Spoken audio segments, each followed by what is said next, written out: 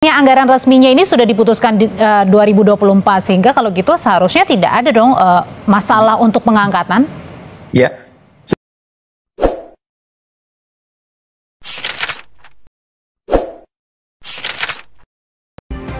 Saudara, penundaan pengangkatan CASN membuat salah satu guru di Kota Malang harus menganggur selama 7 bulan. Dampak penundaan pengangkatan CASN, Komisi 2 DPR meminta Kemenpan RB mengangkat CASN secara bertahap. Enda dan Sodikun adalah 2 dari 1,2 juta lebih calon aparatur sipil negara yang kini menunggu pengangkatan. Menurut Kementerian Pan RB, kondisi data per 15 Januari 2025 ada 248.000 lebih CPNS untuk formasi 2024. Jumlah itu terdiri dari 114.000 lebih CASN di pemerintah pusat dan 134.000 lebih di pemerintah daerah. Adapun pegawai P3K jumlahnya mencapai 1 juta lebih dengan rincian 300.000 lebih untuk P3K di pemerintah pusat dan 716.000 lebih P3K di pemerintah daerah. Saat rapat bersama Komisi 2 DPR, Menteri Pemberdayaan Aparatur Negara dan Reformasi Birokrasi Rini Widiantini menyebut menunda pengangkatan CPNS formasi 2024 pada akhir 2025. Rini mengeklaim usulan penundaan pengangkatan CPNS salah satunya mempertimbangkan usulan dari pemerintah daerah. Pendataan ASN nasional secara menyeluruh dan adanya usulan penundaan seleksi dari beberapa daerah, pemerintah mengusulkan untuk dilakukan penyesuaian jadwal pengangkatan CASN sebagai pegawai ASN dengan perkiraan pengangkatan pada akhir 2025 atau di awal 2026. Memastikan bagi pelamar yang telah mengikuti dan dinyatakan lulus selesai CASN tetap diangkat sebagai pegawai ASN. Komisi 2 DPR RI meminta Kementerian Pendayaan Aparatur Negara dan Reformasi Birokrasi atau Kemenpan RB merevisi surat edaran terkait pengangkatan CASN dan P3K. Wakil Ketua Komisi 2 DPR dari fraksi Golkar Sulfikar Arse menyebut, DPR telah meminta Kemenpan RB untuk menggelar pengangkatan secara bertahap, tidak harus serentak. Sulfikar berdalih tidak ada alasan penundaan pengangkatan jika administrasinya sudah berjalan. Memberi ruang bagi pengangkatan secara bertahap dan batas akhirnya Oktober 2025 untuk CPNS dan 2026 Maret 2026 untuk CP3K.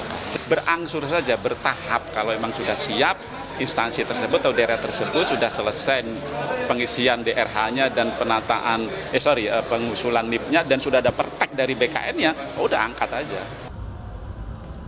Jika pemerintah tetap menunda pengangkatan CASN dan P3K, maka ada potensi 200.000 lebih warga yang pengangguran akibat telah keluar dari pekerjaan mereka. Tim Liputan, Kompas TV.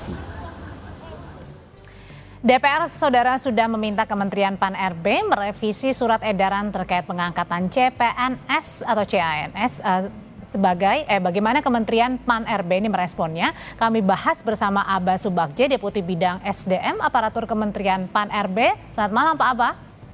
Malam, Mbak. Pak Aba, tadi dari Komisi 2 kan sudah meminta agar jangan ditunda untuk pengangkatan CASN dan juga P3K ini dilakukan secara bertahap. Respon dari Kemenpan RB gimana, Pak? Ya, makasih, Mbak. Jadi yang pertama bahwa kesepakatan itu di Komisi 2 itu yang sudah dituangkan di dalam surat kesepakatannya, keputusan bersama antara Komisi 2 dengan pemerintah, dalam hal ini Menteri Pan RB bersama BKN. Ya, jadi artinya ada beberapa pertimbangan sebagaimana yang disampaikan oleh Bu Menteri. Kita sedang melakukan proses penataan, juga menjawab berbagai tantangan, termasuk kita juga sedang membuat grand design untuk penataan ASN, termasuk juga terkait dengan sistem meritnya. Jadi artinya ini juga terkait dengan penataan formasi. Nah, sementara di kabinet ini juga ada formasi yang harus kita penuhi dari formasi 2024 ini. Karena ada beberapa, Mbak, tadi instansi pemerintah yang tadi ada bertambah dan bahkan ada pemecahan dari beberapa lembaga. Sehingga kan ini juga harus ditata dan dipenuhi dari formasi yang ada di tahun 2024. Tapi Pak, bukannya anggaran resminya ini sudah diputuskan di 2024, sehingga kalau gitu seharusnya tidak ada dong masalah untuk pengangkatan?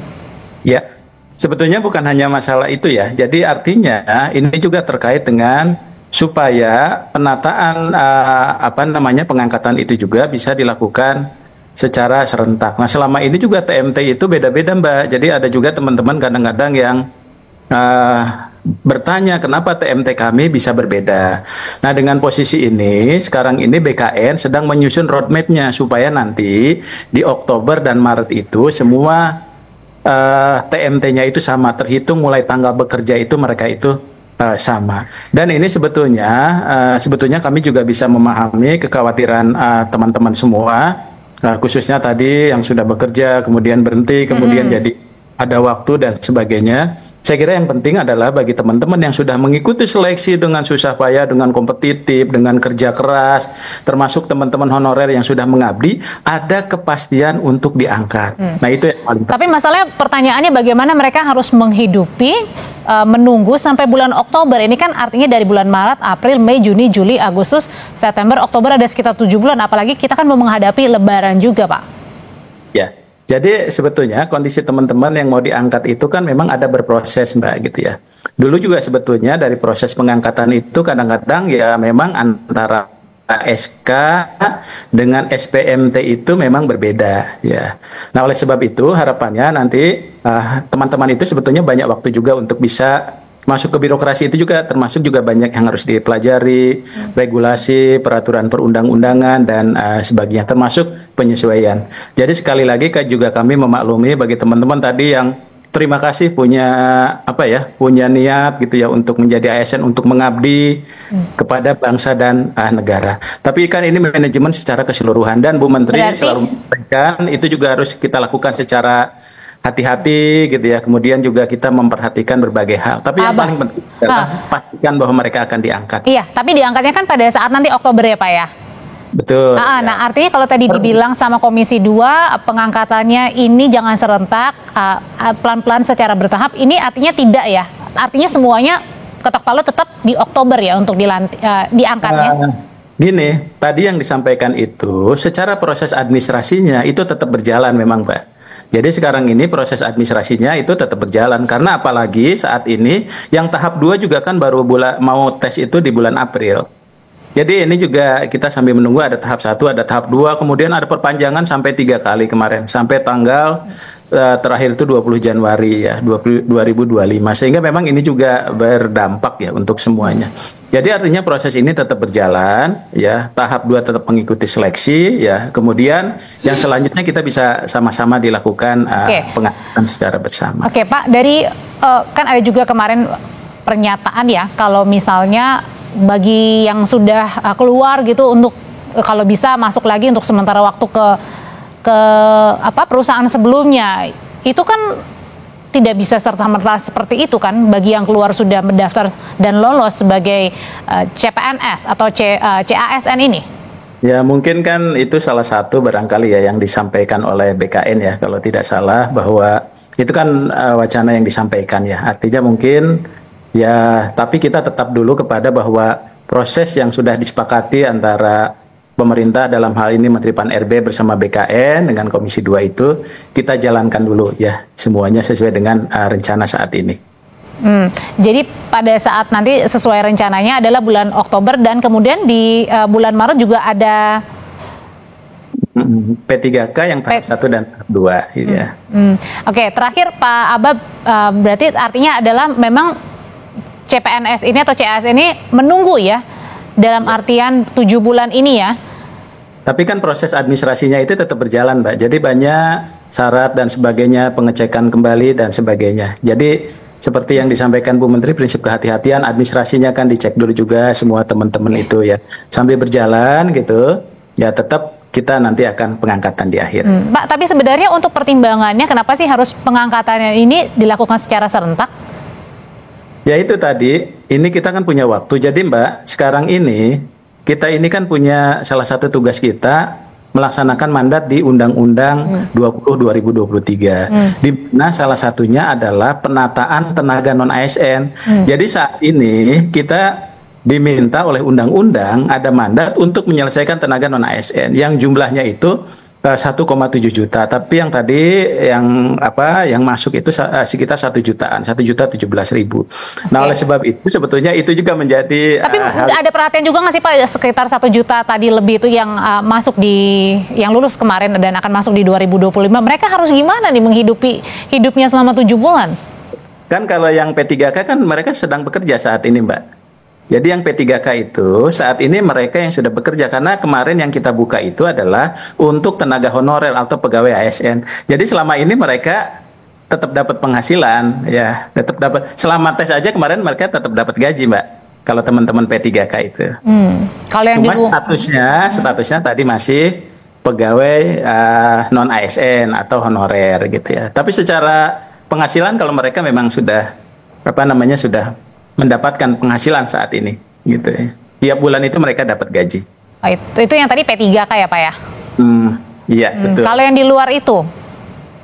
Kalau di luar itu kan formasi kita ini pertama 100% CPNS, kedua 100% untuk tenaga non ASN atau pegawai non ASN. Jadi artinya bagi teman-teman tadi yang CPNS ini cuma rata-rata bukan fresh graduate juga gitu ya itu. Tapi kalau yang fresh graduate kan nggak ada masalah. Sebetulnya kita juga untuk fresh graduate, tapi kan itu untuk seluruh warga Indonesia boleh. Nah sehingga bagi teman-teman tadi yang sudah bekerja kemudian berhenti karena tidak boleh. Nah itu belum lagi menghidupi kalau sudah punya anak, punya istri, punya cicilan dan lain sebagainya. Nah ini saat ini rupanya animo untuk jadi PNS itu bukan hanya fresh graduate, tapi orang-orang yang sudah bekerja, Mbak, di tempat lain.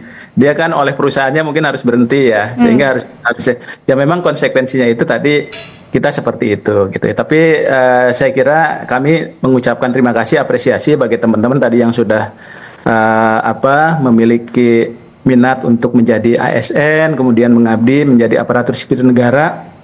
Mudah-mudahan kontribusinya nanti bisa sangat bermanfaat bagi birokrasi kita. Ya.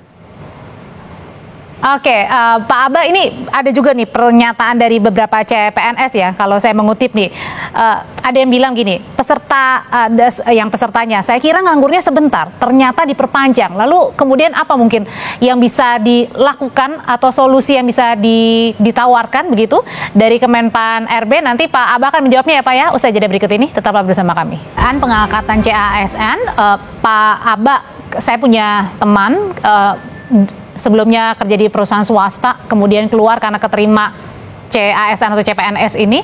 Tapi pertanyaannya bagaimana ini? Ini mungkin yang dihadapi satu teman saya, tapi banyak ribuan lainnya juga menghadapinya. Ini gimana kalau misalnya sudah berkeluarga, sudah punya anak, sudah punya tanggungan, mungkin juga dalam satu keluarga hanya ia yang bekerja? Ya, makasih. Jadi yang pertama bahwa rupanya animo untuk jadi PNS khususnya itu cukup tinggi ya. Dulu kita mungkin rata-rata orang yang ikut melamar itu rata-rata fresh graduate, teman-teman lulusan. Karena selama ini anak-anak baru ini belum punya kesempatan ya. Kita selalu memikirkan tenaga honorer yang masuk. Nah saat ini pemerintah melalui Bu Menteri Pan RB, beliau sangat konsen terhadap ini, memperhatikan anak-anak muda salah satunya. Nah yang bisa dilakukan untuk yang fresh graduate adalah melalui CPNS. Nah tadi rupanya Mbak yang daftar itu bukan hanya tadi anak-anak baru gitu ya, rupanya bukan hanya fresh graduate tapi juga orang-orang yang sudah bekerja. Jadi kami juga sangat memaklumi ya, khususnya mungkin barangkali yang sudah punya tanggungan dan sebagainya. Nah oleh sebab itu maka ketika masih ada waktu ini juga mungkin nanti ada proses ya, proses administrasi dan sebagainya. Nah harapannya orang bekerja di swasta, kemudian masuk ke pemerintahan, mindsetnya juga sebetulnya kan harus berubah memang. Karena kita nanti punya berakhlak, ya berakhlak itu etikanya, kolaborasinya, orientasi pelayanan dan sebagainya itu juga harus dipelajari. Untuk nanti ada latsar. Nah ini ada waktu ini, nanti kami akan minta kepada para kepala biro kepegawaian, ya kepala biro SDM mungkin melakukan pembinaan komunikasi dengan teman-teman ini, gitu ya. Bagaimana nanti karena kan ini posisinya adalah di masing-masing kementerian, lembaga dan pemerintah daerah. Nanti apakah dia akan diberikan nanti melalui Zoom meeting ya, bisa pemahaman terhadap peraturan perundang-undang bidang kepegawaian, pemerintahan dan sebagainya. Itu mungkin nanti kita akan minta ke teman-teman di para kepala biro pengelola kepegawaian lah umumnya gitu. Pak Aba Subagja, Deputi Bidang SDM Aparatur Kementerian Pan RB, terima kasih sudah berbagi informasinya mengenai penundaan pengangkatan CPNS. Terima kasih Pak Aba. Terima kasih Mbak, sehat selalu.